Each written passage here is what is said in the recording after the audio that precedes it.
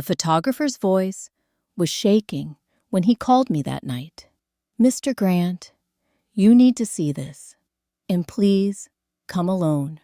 If the people in these photos find out I told you, I don't know what will happen." That was the moment my world shifted. 1 hour earlier, I had been sitting in my quiet Colorado home, sipping evening tea, believing my family was finally at peace after my son's beautiful wedding. But peace can be the most dangerous illusion, can't it? Because the moment I stepped into Caleb's studio and saw the first photo on his monitor, I felt something inside me crack. My son, on his wedding day, wasn't alone, and the person in his arms was not the woman he married. But that wasn't the part that terrified me. It was the second photo, the one Caleb hesitated to show me, that tore open a truth I never imagined. A truth so tangled, so deliberate, that even now, I wonder how long had they been planning it? How many people were involved? And why did they think I would never discover the truth? If you're listening to this, ask yourself, what would you do if the people you love the most were quietly plotting something you couldn't see coming? Before we go deeper, before I show you the photo that changed everything, I want to invite you to subscribe to this channel. That way, if life pulls you away for a moment, you can return and continue this story and all the others that might speak to wounds you've carried alone. Because what happened next, what I uncovered behind those wedding photos, and the secret hidden in the final image, the one I still can't explain, will leave you wondering how well you truly know your own family. And trust me, you're going to want to hear every second of what comes next. Caleb's studio sat on the corner of an old brick building downtown, the kind of place artists rent when they're too passionate to care about cracked windows or creaking floors. The hallway smelled like varnish and dust. My footsteps echoed as I walked slow and steady, even though my heart wasn't steady at all. Caleb opened the door before I knocked. He looked younger than I remembered, mid-20s, tall, nervous energy radiating off him like static. His hands kept brushing through his hair, and he kept glancing over his shoulder, as if expecting someone to follow me. "Thank you for coming, Mr. Grant," he whispered, locking the door behind us. "Please, sit. I need to show you something." His voice made me feel like I was stepping into a confession booth rather than a photography studio. The room was dim, except for the glow of a single monitor. Wedding albums lay open on a long wooden table, pages full of smiling faces and perfect moments, the kind of moments families post on walls and pretend are the whole truth. Caleb moved to the computer and hesitated with his hand on the mouse. "I didn't know who else to call," he said quietly. "I debated deleting these photos. Honestly, I was scared to even keep them. But if these were my parents, I'd want someone to tell them." His words chilled me. "Caleb, what did you find?" He clicked. The first image filled the screen. At first, I didn't understand what I was looking at. The lighting was soft, romantic, almost cinematic. A private moment captured accidentally. Then my eyes focused. Evan, my son, still wearing the undershirt of his tuxedo, his tie undone around his neck, and in his arms, a woman. Not Lily. A woman I had never seen before. She had long, dark hair, pulled into a loose knot, and her dress shimmered like silver. Her head was tilted up toward Evan, and his hand rested at the small of her back, fingers pressing into her skin like he'd done it 1,000 times before. It wasn't a friendly hug. It wasn't a drunken accident. It wasn't nerves. It was intimate, comfortable, familiar. My breath caught in my chest. How long before the ceremony was? This I asked, though I already feared the answer. Caleb swallowed hard. 58 minutes. The timestamp is embedded. They were backstage at the lodge near the private dressing rooms. I stared at the screen, feeling something cold crawl up my spine. My son, kissing another woman, less than an hour before pledging eternal love to his bride. I leaned closer, studying every detail. The woman lifted a hand to Evan's face, brushing her thumb along his jaw. Her other hand clutched a phone. The case was silver, with a unique engraving, a crescent moon with tiny stars. Something about that detail made the back of my neck prickle. This could be a misunderstanding, I said weakly.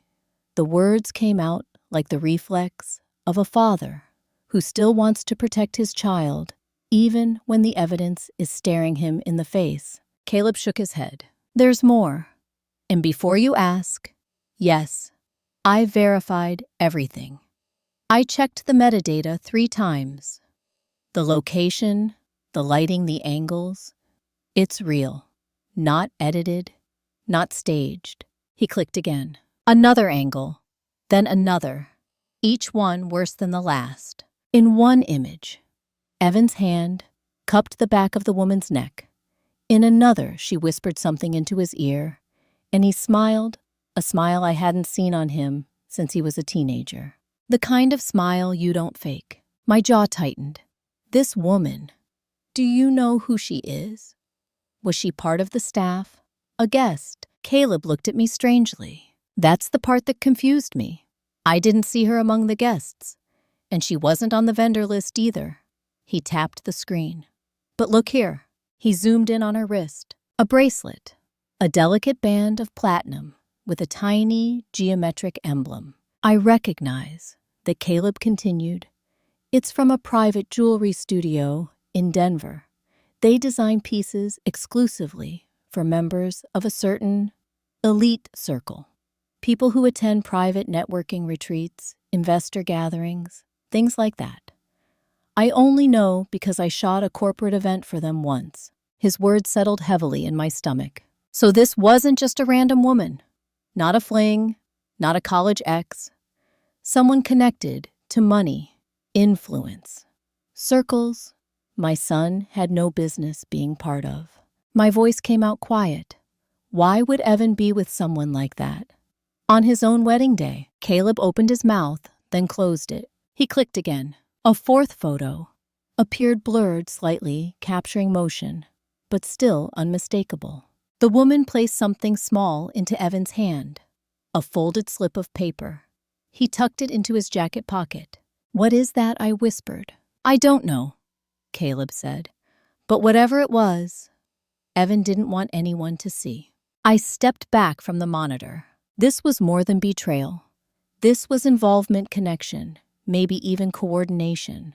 Something planned, something hidden, something dangerous. Caleb turned to me, voice trembling. Mr. Grant, that's everything I saw in the first set. But the second set of images, he hesitated. They're worse. Much worse. My pulse quickened. If this was the first truth, what on earth was waiting in the next photo? Caleb didn't touch the mouse right away. His hand hovered over it, shaking ever so slightly, as if he was afraid that clicking would somehow make the truth permanent.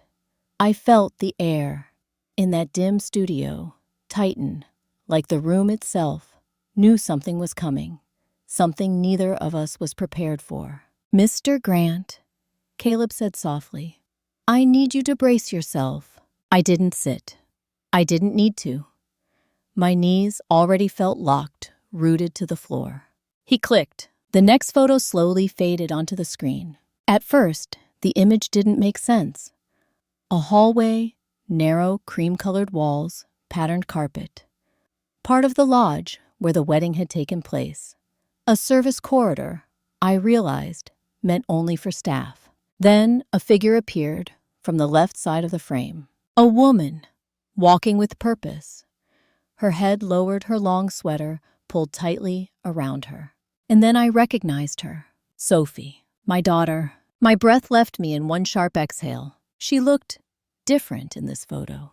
Focused, alert, almost nervous. What is she holding? I asked. Caleb zoomed in, and my stomach twisted. A thick envelope. One of those reinforced ones banks use for cash deposits. And she wasn't just carrying it. She was receiving it. From someone waiting just out of frame. Caleb clicked again.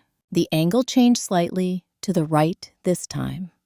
And there, illuminated by the sliver of hallway light, stood the same woman who had been in Evan's arms less than an hour before the ceremony.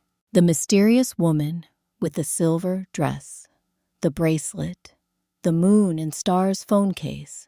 She was handing Sophie the envelope. My head felt light. "No," I whispered. "This can't be." Caleb nodded sympathetically, his face pale. "I know. I thought the same thing." He clicked once more. Another frame clearer this time. Sophie glancing over her shoulder, as if to check whether she was being watched. The woman in silver whispering something close to her ear, and the envelope, unmistakable, being tucked into Sophie's purse. My daughter, on her brother's wedding day, receiving money from a stranger who had been intimate with the groom less than an hour earlier. It was unthinkable, and yet the image was right there, cruel in its clarity.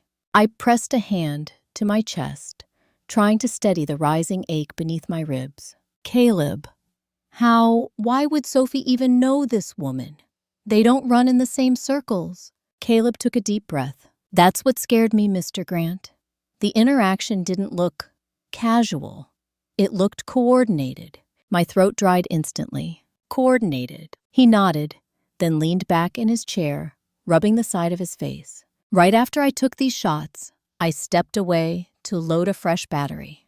Two of the makeup artists were near the doorway talking, and I overheard them." He swallowed. "One of them said, and I swear this is exactly what I heard, the bride and the groom's sister are playing a dangerous game with that old man's money." Old man, money. The words pierced deeper than any betrayal in the photos. "Are you sure I forced out?" Caleb nodded again. "I didn't want to repeat it unless I was certain. But after seeing Sophie with that woman, and after what I saw later, I think there's more going on than you know." I gripped the back of the chair until my knuckles turned white. "What did you see later?" He shook his head. "We'll get to that. But you need to understand this wasn't an accident. They weren't just caught in the same place at the same time." He pointed at Sophie on the screen. "She's not confused. She's not surprised. She knows exactly who this woman is." I studied the photo again. Sophie wasn't acting like someone stumbling into a secret. She wasn't shocked or frightened. She wasn't asking questions. She was cooperating. Her posture was open, leaning in. Her face was focused, almost determined. She looked like someone completing a task she'd rehearsed. "What were they planning?" I whispered. Caleb hesitated, then said, "That's the part I haven't figured out. But whatever's in that envelope, that's not a gift. That's part of a deal."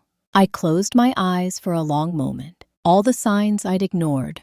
Sophie's late-night phone calls, her sudden concern for my retirement plans, the frustration in her voice when I refused to fund her boyfriend's latest business idea. Every fragment now crashed into place. Sophie wasn't drifting anymore. She was plotting, and she wasn't doing it alone. I opened my eyes, staring again at the image of my daughter taking money from a stranger connected to my son's betrayal. "This can't be real," I muttered. "I wish it wasn't," Caleb said quietly. He slowly moved his hand back to the mouse. "Mr. Grant, the next folder. It makes everything even worse." I felt the room tilt. My heart thudded like a heavy drum in my ears. If the first photo showed my son's betrayal, and the second showed my daughter's involvement, what on earth awaited me next? When I left Caleb's studio that night, the air outside felt colder than it should have. Not the kind of cold that comes from weather Colorado evenings were always sharp, but the kind that slips into your bones when you realize the world you trusted might never have been real. Driving home, the road blurred past in streaks of light and shadow. My mind kept replaying the same questions over and over. Why was Evan meeting that woman? Why was Sophie taking money from her?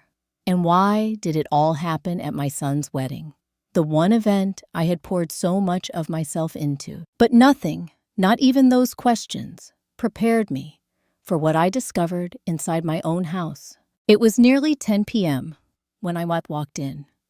The lights were mostly off, except for the soft glow spilling from down the hallway. At first, I thought Sophie had left a lamp on in the living room. But when I came closer, I heard her voice. She was on the phone, not crying, not stressed, not even whispering. Her tone was sharp, confident, almost directive. I froze just outside her doorway. The door was slightly ajar, just enough for her words to slip out. "Listen," she said, with irritation. "You're overthinking it. He's close. I can tell. He's been talking about reorganizing the business again. That's usually when he gets sentimental." A pause. Then her voice softened, artificially sweet. "No, trust me. As long as he thinks we're trying to help, he won't question anything.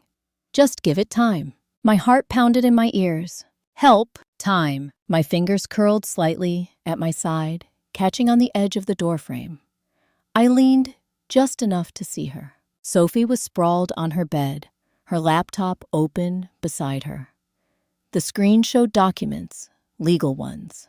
Phrases flashed by. Petition for conservatorship. Request for financial oversight. Proof of vulnerability. My throat tightened. She wasn't talking to a friend. She wasn't venting. She was coordinating. "Yeah," she continued, tapping her finger impatiently on the mattress. "The lawyer said, once we prove he's overwhelmed, the court will consider it. And once I'm named conservator, everything will be easier. The house, the business, the accounts, it'll all be streamlined." She laughed softly, a kind of laugh that didn't belong to the girl I raised.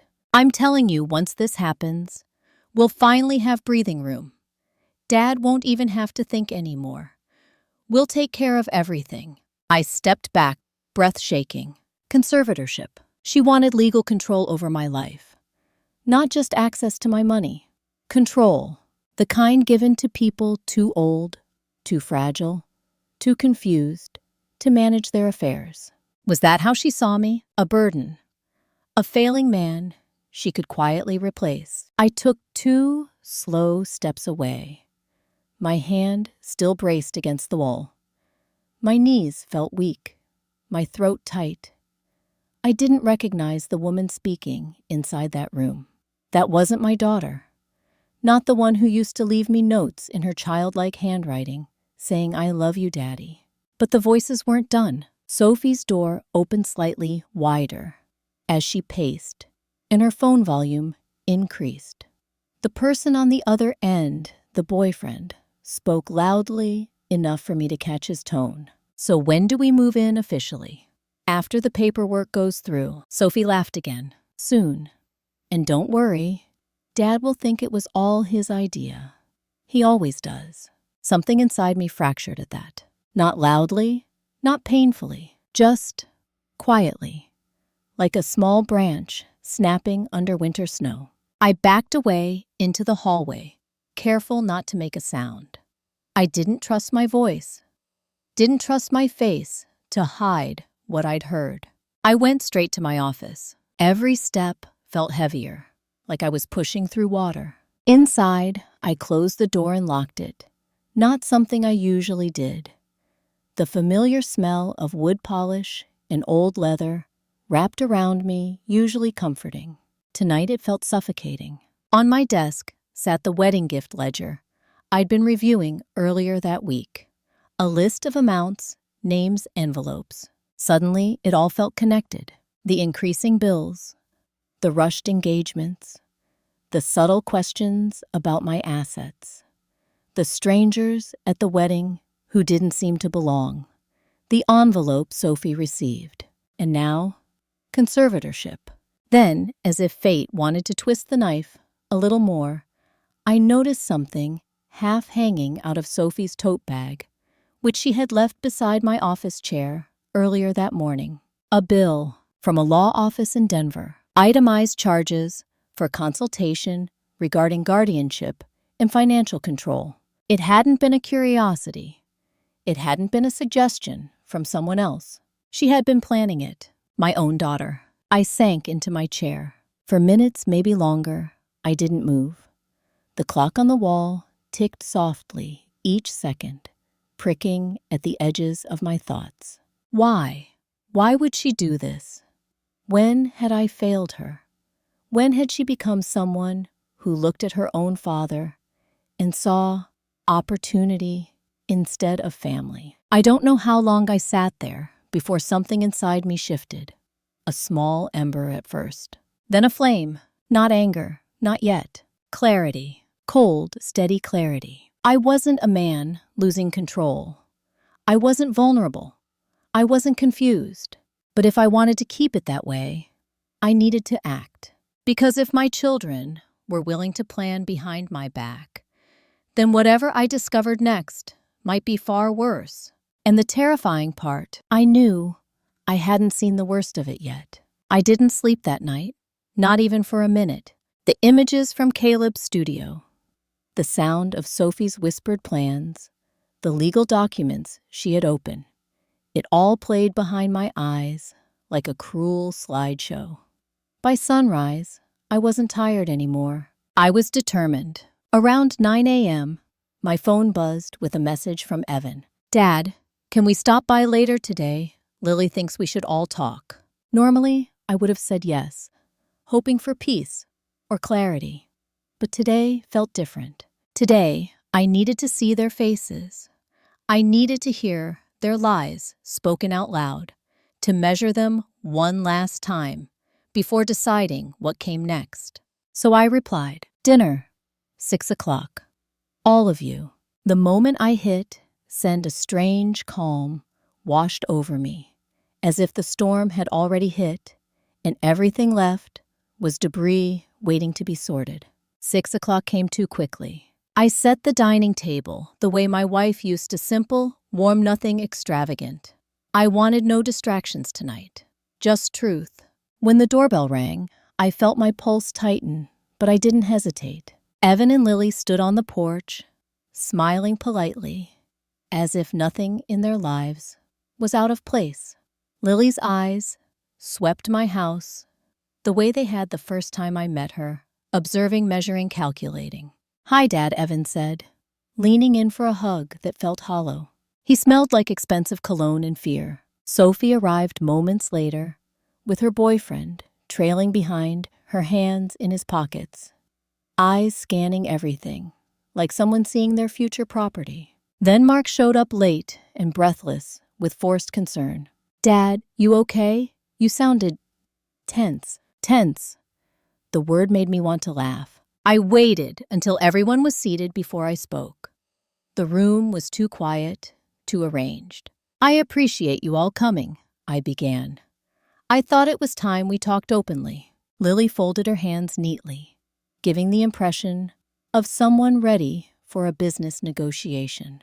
Sophie sat upright, too polite, too careful. Evan fidgeted. Mark leaned back with the confidence of someone who thinks he already knows the ending.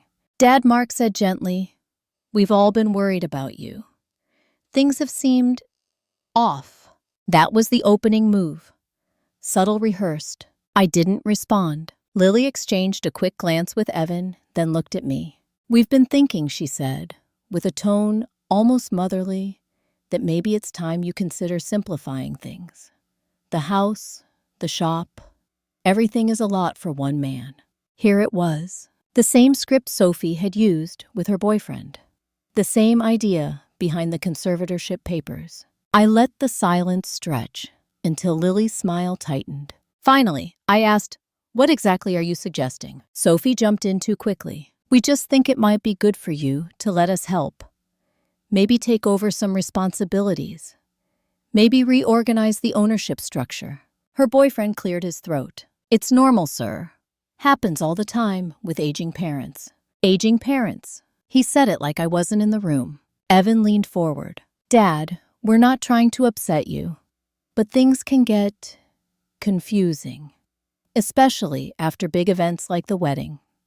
Maybe it's time to let us handle decisions. I stared at him, this son I'd raised, coached, trusted, wondering if he understood how cruel his words sounded. Then I looked at Lily, whose expression was steady as ice. She wasn't here as my daughter-in-law. She was here as the architect. Let me be clear, I said, my voice low and calm.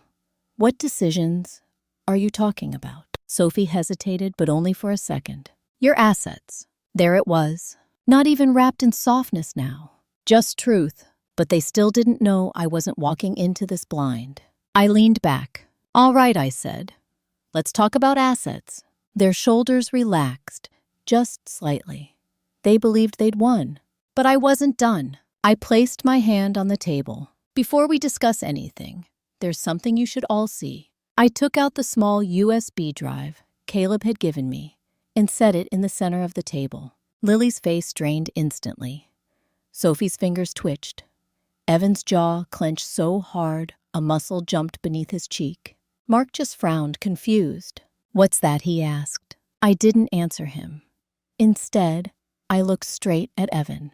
You know what's on here. He swallowed but said nothing. I turned to Sophie, and you know why Caleb called me. Her gaze darted away. I continued, voice steady. Before you suggest conservatorship, before you try to take control of anything, we're going to talk about back hallways, private envelopes, and what my son was doing with another woman 58 minutes before his wedding.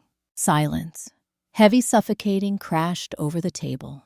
Even the air felt stunned. Sophie's boyfriend muttered, "What the hell is he talking about?" Lily's lips parted, but no sound came out. She wasn't used to losing control. Tonight, she was losing all of it. Evan slumped back in his chair, his face a pathetic mixture of guilt and fear. Dad, please. No, I cut in sharply. You wanted a family meeting. Here it is. I leaned forward. This is the moment. You tell me the truth. All of it. Because whatever game you've been playing, it ends tonight. Lily looked at Evan one single, panicked glance, and that was the moment I knew. There was a plan. There were secrets. And the wedding was only the beginning. But before Evan could speak, Sophie did something I didn't expect. She laughed, softly at first, then louder, as if the whole situation amused her. She wiped her eyes and said, "Well, I guess it's time you finally knew, Dad." My skin chilled, because the way she said it, calm, confident, almost relieved, meant the plan was bigger than cheating, bigger than money, and far from over. Sophie's laugh echoed through the dining room like a blade sliding slowly across glass. It wasn't the laugh of a daughter, embarrassed or afraid. It was the laugh of someone who had already accepted the consequences because she believed she'd already won. She folded her hands on the table and leaned forward slightly. "Dad," she said, her voice annoyingly gentle, "you don't understand. We weren't trying to hurt you. We were trying to protect what should stay in the family." I stared at her. "In the family," I repeated. "And who exactly defines the family?" "Now, you, Lily." The woman Evan was kissing behind the lodge. Evan's face collapsed in shame. Sophie exhaled sharply, annoyance flickering in her eyes. "Don't make this about the wedding," she snapped. "That's not why we're here." "No," I asked softly. "Then explain the envelopes, the hallway meeting, the conservatorship papers. Explain all of it." Her boyfriend sat stiffly beside her, suddenly aware he was far out of his depth.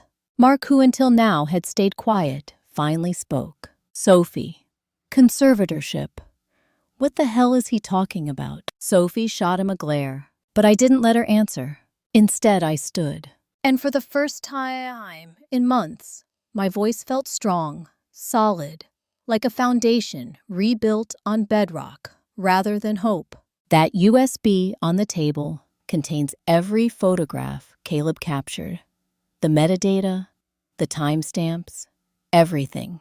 Evan's hand moved instinctively toward it, but Lily grabbed his wrist before he could touch it. Because she knew, because she understood exactly how much damage those images could do. I continued. You all thought I wasn't paying attention. You thought age made me blind. You thought kindness made me weak. I paused. But while you were planning your little takeover, I was planning something else. They stilled. Every one of them. Even Sophie. Especially Sophie. I reached into my briefcase, a case none of them had noticed when I entered the room, and set a thick folder beside the USB. My lawyer, I said calmly, filed these 3 days ago. Lily's face paled. Evan swallowed. Sophie's jaw clenched so hard I thought her teeth might crack. Mark leaned closer, trying to read the labels. I flipped open the first document, revocation of shared access. All of you had informal privileges, keys, space, influence. Those are gone. Then the second, full restructuring of the business under independent trusteeship. None of you will ever control Grant & Sons watch repair. Not now, not later, not in any universe. Mark's mouth fell open. Dad, you're cutting us out. No, I said. I'm protecting what your mother and I built. Something you all forgot how to respect. Finally, I opened the third folder. And this, I said, is the move that takes everything back. Sophie leaned forward, the last of her confidence slipping. What is that? She asked, her voice thin. A notice of property reassignment, I replied. Effective immediately, I have transferred ownership of this house into a protective trust. Evan blinked. What does that mean? It means, I said evenly, none of you will ever inherit it, and none of you have a legal claim to it now or in the future. Not a piece of furniture, not a square inch of land. Sophie's face twisted. You can't be serious. Oh, I'm very serious, I said quietly, because while you were planning to take advantage of my age, I was documenting every phone call, every conversation, every bank inquiry, every suspicious behavior. Her boyfriend scoffed. So what? You think a court will take your side? I smiled, slow, patient, dangerous. They already did. I slid another paper across the table. A certified letter. Sophie snatched it, scanned it, and her face drained of color. Notice of legal counterpetition, she whispered. Yes, I said. A counterpetition that proves your intent to gain control of my finances through manipulation, undue influence, and coordinated deception. She dropped the paper as if it burned. You went to a lawyer before you thought I knew, I interrupted. Before the wedding, before the photographs, before all of this. Sophie stared at me in disbelief. You planned this? No, I corrected. You forced me to. Mark leaned back in his chair, rubbing his forehead. Dad, you're saying you anticipated all of this. I'm saying, I replied, that the moment I saw you circling, like vultures around my home, my accounts, my business, I knew something was wrong. No one spoke. Even Lily looked shaken. Finally, Evan whispered, Dad, what happens now? I exhaled slowly. Now each of you leaves my house. Tonight, Sophie's voice snapped back to life. You can't just throw us out. Actually, I said, sliding one last paper across the table, I can. An official 30-day eviction notice for Sophie and her boyfriend. And another restricting access from Evan and Lily to the residence, unless invited. Mark didn't get one. He sat quietly staring at me, guilt carving deep lines into his face. Sophie shot to her feet. You think you've won? You think you can just cut us off? Her voice trembled, not with anger, but with fear. I met her gaze calmly. I don't need to win, I said softly. I only need to be free. Evan looked at Lily. Lily looked at the door. Mark lowered his head into his hands. One by one, the illusions they had built began collapsing. And for the first time in years, the house felt like it belonged to me again. After they stormed out of my house that night, Sophie slamming the door so hard, the walls rattled, Evan muttering apologies. He wasn't brave enough to say clearly. Lily whispering furious threats under her breath. The silence that followed was so absolute, it felt holy. I stood alone in the dining room, every chair pushed back, every plate untouched. Outside, their cars peeled away one by one, their headlights fading into the darkness. And yet I wasn't angry. Not anymore. Just tired. Tired in a way a man only feels after decades of giving, and finally realizing he's been giving into a bottomless pit. I returned to the table and picked up the USB drive Caleb had given me. It was small, light, harmless looking, but inside, it was the final truth, the last piece of the puzzle. The photo I hadn't looked at yet, the one Caleb said would explain everything. I walked to my office, closed the door, and inserted the drive into my computer. The screen lit up. A folder named Final appeared. I clicked, and there it was. Only one image inside. Just one. I opened it. For a moment, I didn't breathe. The photo showed the woman in silver, the one who had kissed Evan, the one who handed Sophie the envelope, standing at a round table in the wedding reception hall. Her posture was relaxed, like someone completely certain she belonged there. But she wasn't alone. Standing beside her, smiling, holding a champagne flute, was Mark, my eldest, my responsible one, my steady one. Mark, the only one who didn't get an eviction notice, the only one who had acted shocked earlier, the only one who had kept his hands clean while the others exposed themselves. He stood beside her as if they were old friends, comfortable, familiar. But it wasn't the familiarity that hit me hardest. It was the look they shared. Not romantic, not conspiratorial, strategic.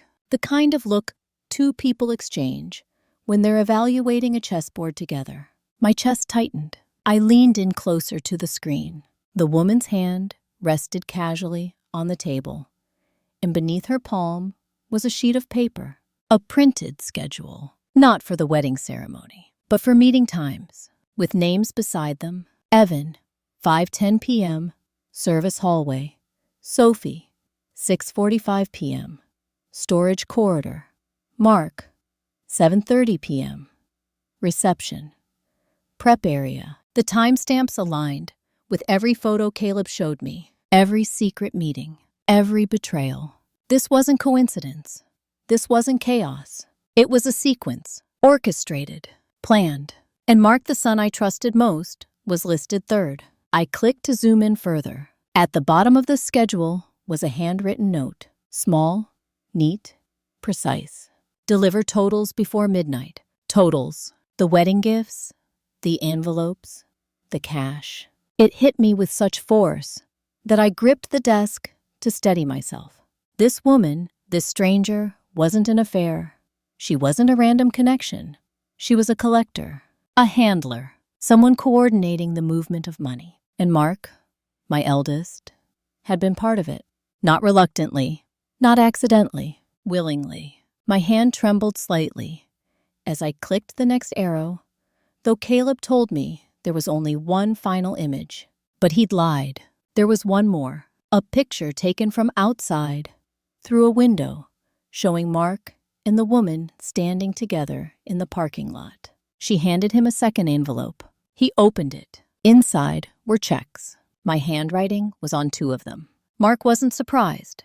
He wasn't confused. He counted them, carefully, like someone who had done this before. When he finished, he shook the woman's hand. A business handshake. Not emotional, not affectionate, transactional. I didn't know how long I stared at the screen.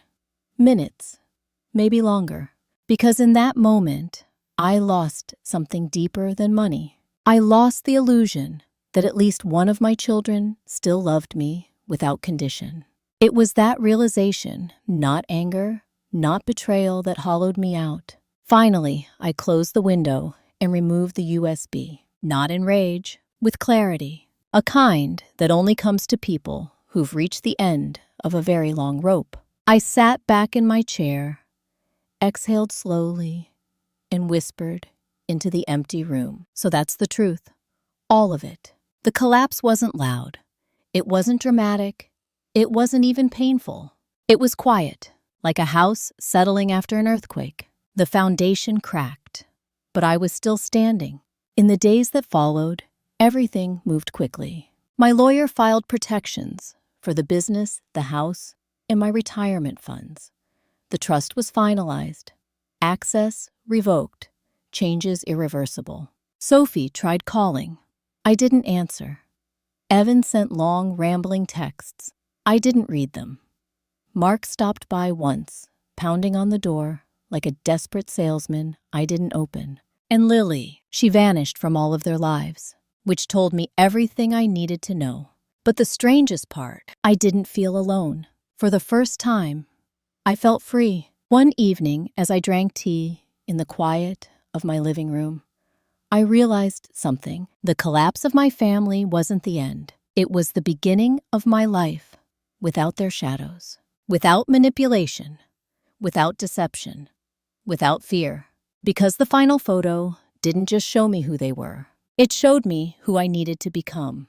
A man who finally chose himself. When the storm finally passed, when the shouting stopped, the doors slammed shut, and the last echoes of their schemes faded from the walls of my home, I realized something I hadn't felt in years. Peace. It didn't arrive with fireworks. It didn't arrive with triumph or bitterness. It arrived quietly, like the first light before dawn, soft, steady, patient. For the first time in decades, I woke up without fear of what someone might want from me, without a grown child waiting with a new demand, without a phone buzzing with manipulation disguised as concern. Just quiet. The kind of quiet that lets a man remember who he used to be. I started repairing watches again, not for customers, not for profit, but simply because I loved the work. The tick of a balanced mechanism felt like breathing again. I began walking every morning, greeting neighbors I had ignored for years.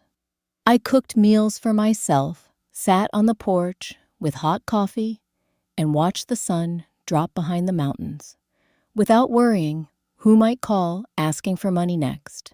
And slowly, life began to feel not smaller, but wider, freer. Sometimes, loneliness brushed against me, but it wasn't sharp, not painful, more like a cool breeze, reminding me I still existed on my own terms. People say losing family is the worst pain of all. But sometimes what you lose wasn't family anymore. It was attachment, obligation, old versions of love that were never real. And what you gain is the chance to start over. A new life, a quiet home, a man finally returned to himself. If you've ever had to let go of people who were supposed to love you, remember this. Freedom isn't the end of the story. Sometimes it's the beginning.